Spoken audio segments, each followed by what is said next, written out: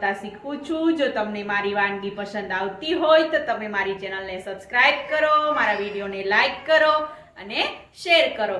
તો આજે આપણે પંજાબી રીતથી ગુજરાતી લીલી ચોળી બટાકાનું સબ્જી બનાવતા શીખીશું, જે બનાવવું ખૂબ જ આસાન છે અને ખાવામાં ખૂબ જ ટેસ્ટી બને છે। તમારા ઘરના સભ્યોને જરૂરથી ભાવશે, તો તમે મારો વિડીયો છેલ્લે સુધી જરૂરથી જોજો। તો ચાલો આજે આપણે બનાવવાનું શરૂ કરીએ પંજાબી રીતથી ગુજરાતી લીલી ચોળી બટાકાનું સબ્જી। પંજાબી રીતથી લીલી ચોળી બટાકાનું સબ્જી બનાવવા માટેના ઇન્ગ્રેડિયન્ટ્સ આપણે જોઈ લઈએ।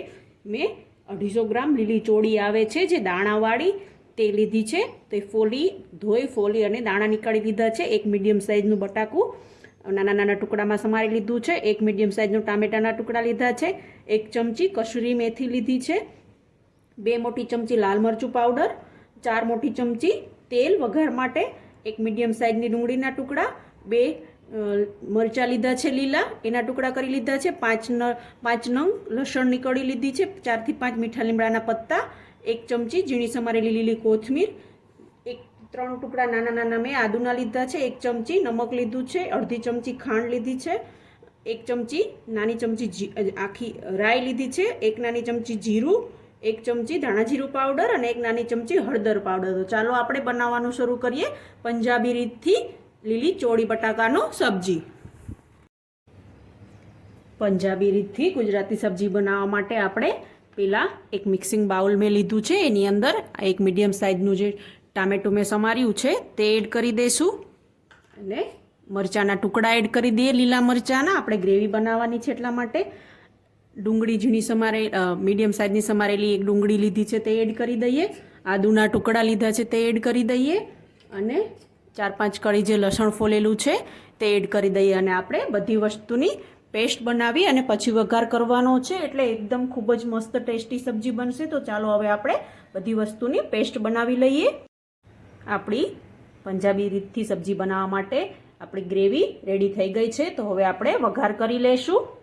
હવે આપણે સબ્જીનો વઘાર કરવાનો છે, એટલા માટે મેં અહીંયા એક ગેસની ફ્લેમ ચાલુ કરી અને પ્રેશર કુકર ગરમ કરવા માટે મૂક્યું છે। તો હવે આપણે કુકરની અંદર જે મોટી 3 ચમચી તેલ લીધું હતું તે એડ કરી દઈએ અને તેલ ગરમ થાય પછી વઘાર કરવાનો છે। તમે કુકરમાં પંજાબી સબ્જી આસાનીથી બનાવી શકશો, તો તમે આ વિડીયો છેલ્લે સુધી જોજો। તો હવે આપણું તેલ ગરમ થાય એટલે આપણે વઘાર કરી લેશું। આપણે જે તેલ ગરમ કરવા માટે મૂક્યું હતું તે આપણું તેલ ગરમ થઈ ગયું છે, તો હવે આપણે વઘાર કરી દઈશું। તો સૌપ્રથમ 1 ચમચી જે મેં રાઈ લીધી હતી તે એડ કરી દઈએ। રાઈ સંતરાઈ જાય આપણે જીરું એડ કરી દઈએ અને મીઠા લીમડાના પત્તા એડ કરી દઈએ, હળદર એડ કરી દઈએ અને હવે આપણે જે ગ્રેવી બનાવી હતી તે એડ કરી દઈએ। તમે જોઈ શકો છો મસ્ત વઘાર આપણો થયો છે, સ્મેલ પણ મસ્ત આવી રહી છે। તો હવે આપણે ગ્રેવીને 1 મિનિટ માટે પકાવી લઈશું અને પછી આપણે એની અંદર સબ્જી એડ કરવાનું છે કાચું। તો હવે આપણે ગ્રેવીને 1 મિનિટ માટે ગેસની ફ્લેમ સ્લો રાખી અને પકાવીશું, પછી આપણે એની અંદર જે ચોળી અને બટાકા છે તે એડ કરીશું। તો હવે આપણે થોડી વાર માટે ગ્રેવીને પકાવી લઈએ। તમે જોઈ શકો છો આપણી ગ્રેવી મસ્ત રીતે પાકી ગઈ છે। તો હવે આપણે એની અંદર વેજીટેબલ જે ચોળી અને બટાકા છે તે એડ કરી દઈએ। તો 1 વાટકો મેં 250 ગ્રામ ચોળી ફોલીને કાઢી, તો 1 વાટકો મોટો 1 વાટકો ચોળીના દાણા નીકળ્યા તે એડ કરી દઈએ। ધોઈને લેવાના છે એટલે મસ્ત ટેસ્ટ આવે, કંઈ પણ હોય ગંદુ તો બહાર આવી જાય એમાં। અને હવે એની અંદર એક બટાકું જે મીડિયમ સાઇઝનું મેં સમારી લીધું હતું તે એડ કરી દઈએ અને હવે આપણે બીજા બધા મસાલા એડ કરી દઈએ। તો અડધી ચમચી ખાંડ એડ કરશું આપણે, કારણ કે ટામેટું લીધું છે તો સામે ખાંડ એડ કરશો તો સબ્જીનો ટેસ્ટ ખૂબ જ મસ્ત આવશે। નમક એડ કરી દઈએ 1 ચમચી, ધાણા જીરું પાવડર એડ કરી દઈએ અને લાલ મરચું પાવડર એડ કરી દઈએ। હવે બધા જ મસાલાને આપણે મિક્સ કરી લેવાના છે અને 1 થી 2 મિનિટ માટે એમનેમ જ ખુલ્લા જ પકવવાના છે અને પછી આપણે પાણી એડ કરી અને ઢાંકણ બંધ કરી અને 2 વિસલ કરશું એટલે આપણું સબ્જી એકદમ મસ્ત રેડી થઈ જશે।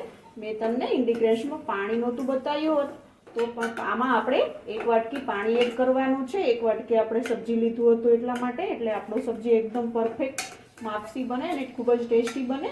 તો હવે આપણો સબ્જીને આપણે 1 મિનિટ માટે થોડીવાર માટે એમનો બધો મસાલો પાકી જાય ત્યાં સુધી પકાવીશું ખુલ્લું, અને પછી ઢાંકણ બંધ કરી પાણી એડ કરી અને 2 વિસલ કરી અને પકાવી લેશું.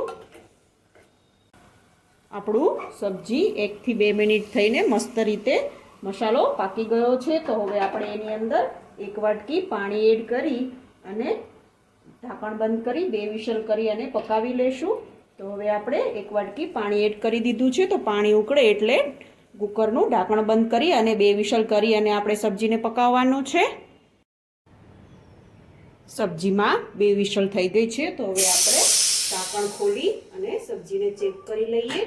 તો હવે આપણે ઢાંકણ ખોલી અને જોઈ શકો છો તમે આપણું મસ્ત સબ્જી પંજાબી સ્ટાઇલથી ગુજરાતી સબ્જી રેડી થઈ ગયું છે. તો હવે આપણે એની અંદર જે કસૂરી મેથી મેં 1 ચમચી લીધી હતી તેને આવી રીતે હથેળીમાં લઈ અને મસળી અને એડ કરવાની છે, જેથી એકદમ પંજાબી જેવો જ ટેસ્ટ આવે.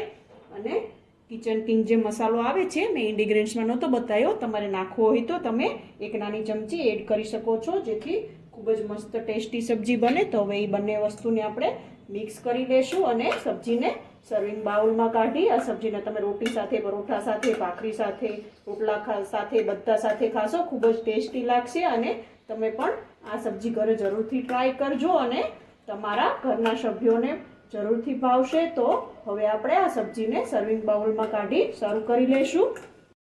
તો તૈયાર છે એકદમ પંજાબી રીતથી ગુજરાતી સબ્જી ચોળી બટાકાનું. તો આ સબ્જી તમે રોટી સાથે, પૂરી સાથે, ભાખરી સાથે બધા સાથે ખાશો, ખૂબ જ ટેસ્ટી બનશે. અને તમે આ સબ્જી ઘરે જરૂરથી ટ્રાય કરજો, તમારા ઘરના સભ્યોને જરૂરથી ભાવશે. તો તમારી આ રેસીપી કેવી બની તે મને કમેન્ટ બોક્સમાં જરૂરથી જણાવજો. કેવી લાગી આજની રેસીપી તમને? જો તમને મારી રેસીપી પસંદ આવી હોય તો તમે મારી ચેનલને સબસ્ક્રાઇબ કરો, મારા વિડીયોને લાઈક કરો અને શેર કરો. તો રોજ આવી અવનવી વાનગી જોવા માટે જોતા રહો રંગત, ખાણીપીણીના શોખીન ગુજરાતીઓની. Thanks for watching.